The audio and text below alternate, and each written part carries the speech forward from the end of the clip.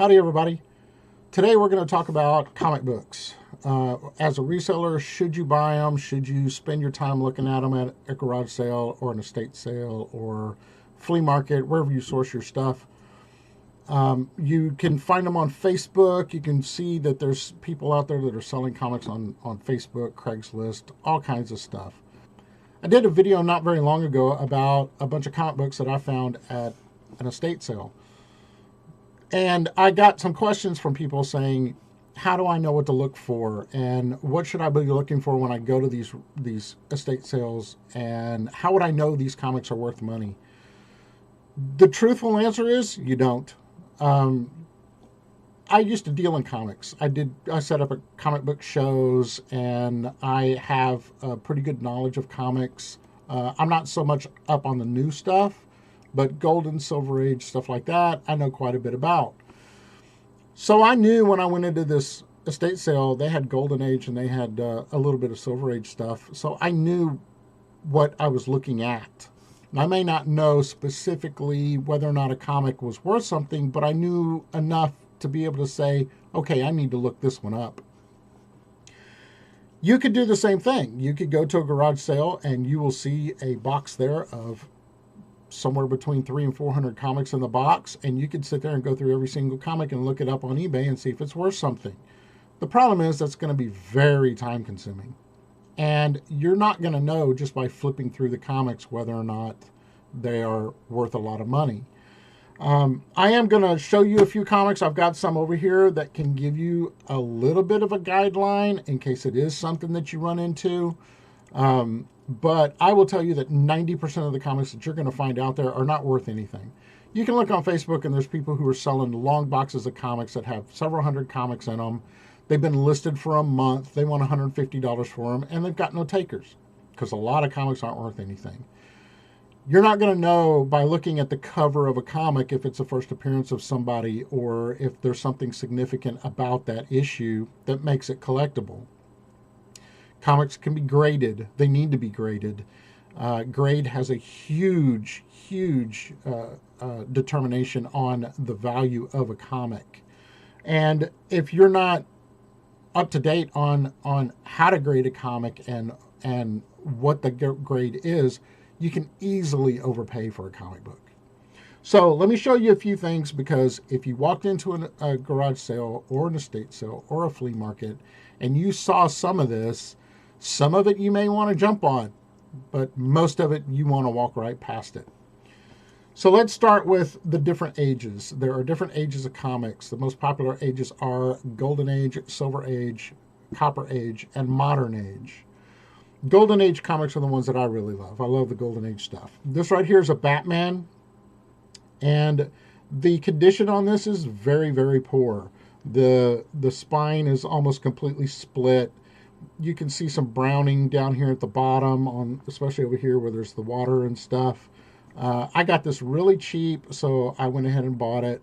It is a penguin appearance, so it does make it collectible, but realistically, this comic is probably worth around $100, and that's because it's from 1947. So the next age would be Silver Age. Here's an Amazing Spider-Man. You're not going to know by the cover of this comic, this is from the 60s, that this is the first actual appearance of Mary Jane, his girlfriend's face.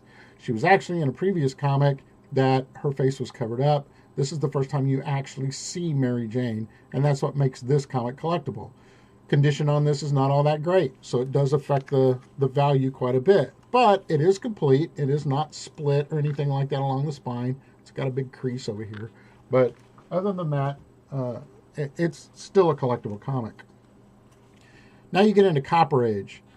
This is the very first appearance of the Hobgoblin. Now, this one you might know that this is a significant issue because it's got him on the cover, which doesn't always happen when it's a first appearance. Usually they show up in the story somewhere, and that's where the first appearance happens.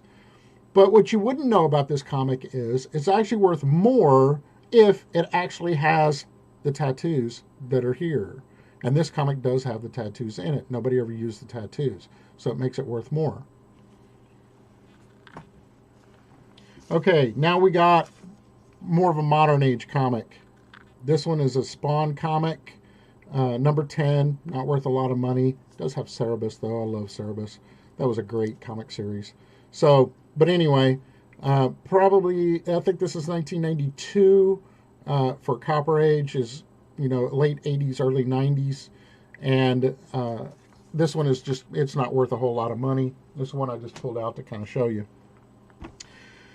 Okay, let's say you're going through and you find a comic and you look this one up. This is an Uncle Scrooge, and you see this, and this is worth $1,000. Can you believe that? This comic right here is worth $1,000.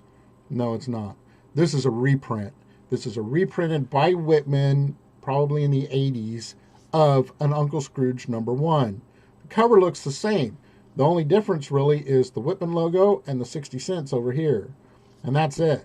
So if you didn't know that this book had been reprinted and you bought it for $100 thinking it was a $1,000 book, it's worth about $3.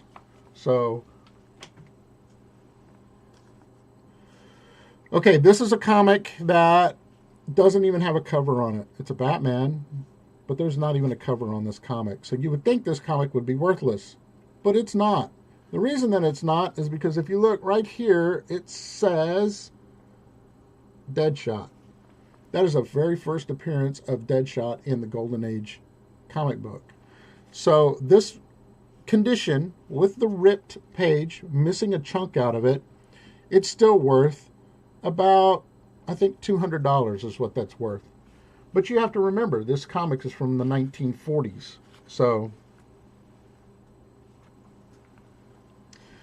let's see, next up we got an Archie. Archie's been around forever. This one is a number 58. It's worth, I think, around $200 for this one. It's in pretty good condition, actually. It's from the 50s. And there's the back of it. So, Archies are actually pretty collectible.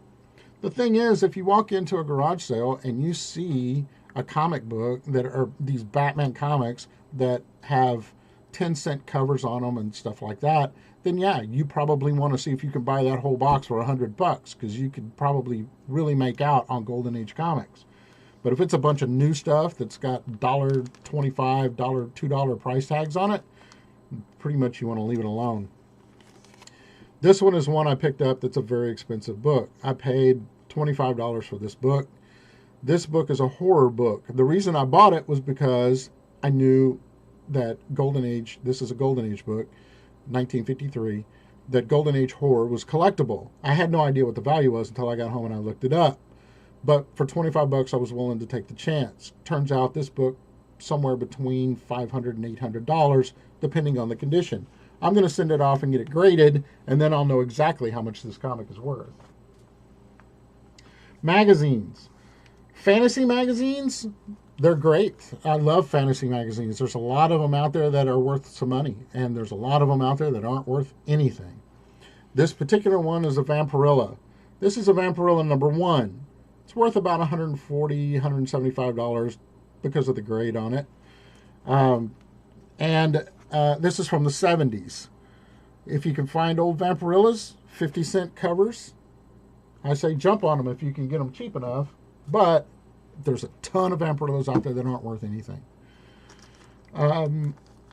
Let's see. Here's another first appearance. This is a modern book. This is from 1993. Now, this book caught everybody by surprise because it turned out that this was the very first appearance of Harley Quinn in comic books. Harley Quinn first appeared in the cartoon. She was not a comic book character. She was actually in the cartoon first. This is the first time she appeared in comics. So this comic went from being about a $1 book or a 50-cent book that you could find anywhere to being about a $700 book because it was the first appearance of Harley Quinn. And the grade on that is a 9.6, which is a really good grade on that. Let's see, here's another Golden Age book. It's a Wonder Woman book. And so we're talking about books that have been graded and they get encased in this plastic. And so you might find that right there. But the problem with this book is it has been restored. It's got a big old purple label up here that says restored grade. That really, really affects the grade on this book. Now, I personally like this book, and that's why I bought it, because Wonder Woman becomes a secretary for the Justice Society of America, which makes it a key book. And I really love, it's a wartime book, so it's got like the V with the Morse code on it stuff. It's a really neat book. So I didn't pay a whole lot for it, and it's a great book. Last Golden Age book I'll show you, and this is just kind of stick in your mind. Look at the Batman logo. Look at Batman's chest. Where is it? Right there. Look at the logo on his chest. In the 70s, that had a yellow background behind it. Before that, it was just a bat emblem. So if you see Batmans that are like that have the great big huge Batman logo on them, and it's a 10-cent cover, and you find a box of them, and you can get them cheap, I say buy them all. Even if they're expensive, I say buy them all. But this particular one has been graded. It's a 3. It's got a chunk missing out of the top, but it's a Batman number 6. So it's within the first 10, makes it highly collectible. So back to my original, the original reason for this video. Should you, as a reseller, deal in comics? Should you pay attention to them when you go? If there's a few comics there and you can look them up real fast on your phone, I say jump on it and see if you can find a gem. If it's a box of 300 comic books, I'm moving too fast. I can't stop and look. I don't deal in records. I do buy records. Because I went to a garage sale, and there was a guy who had 400 records, and he told me for $25 I could have all of them, and he would load them into my car. I bought them all for 25 bucks. Turned out there was some in there that were gems, that were $20 records, and I've sold quite a bit of them. I still got a ton of them left too. So they take up space. That was 2 years ago that I did that, and I'm still selling those records. But would I sit there and go through? I went to an estate sale here recently that had 20 boxes of records, and every single box probably had 100 records in them. Am I going to sit there and go through 2,000 records? Absolutely not. I'm not going to do it, because it's just crazy, and it would take way too long, and I can find other stuff faster. They wanted a price per record. I flipped through a box or two, and I didn't see anything that stood out to me. I kind of know what to look for, so I know if I see something, whether or not to look it up on my phone. But I'm not a record grader, I'm not a record collector, and I'm not a record seller, so I stay away from records. Focus on what you're good at. Try to hit the stuff, try to hit the high points if you can, but you got to be careful. You really got to be careful if you're buying these comic books, because there's reprints. There are so many ways to get hurt. You have to buy it at a price that no matter what happens, that you can't get hurt. So that's my advice on buying comics and records as well at garage sales and estate sales. Try not to get hurt. You need to buy them at the right price. For the most part, walk right past them, because I would kind of flip through the top and see if there's anything in there that looks like it's old. But beyond that, there's not really much point in spending the time to go through every single comic that's there. And most of the times when you find comics, there will be boxes of them. There won't be just a few.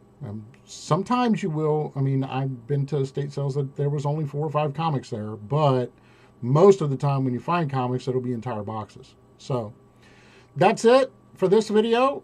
Please like, comment, and subscribe. I'd love to hear what you think in the comments about buying and selling comics, or anything else that you don't really deal in. So thanks a lot for watching, and I will see you all soon.